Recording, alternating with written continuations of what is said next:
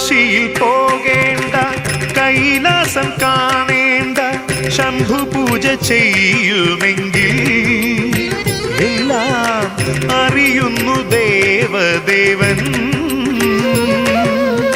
കാശിയിൽ പോകേണ്ട, കൈലാസം കാണേണ്ട, ശംഭുപൂജ ചെയ്യുമെങ്കിൽ എല്ലാം അറിയുന്നു ദേവദേവൻ. ഗുരുവായൂരെ കണ്ണനു ചാരത്തായി മാനവ ദുഃഖമൊഴിച്ചിടുമഖിലേശൻ. വാരാണസിയുടെ നാഥാ ശംഭോ, അംബാപുരമാം മമ്മിയുരനുപമ ശാശ്വത സുഹൃതം പകരും സന്നിധിയായി. നമഃ ശിവായ, നമഃ ശിവായ.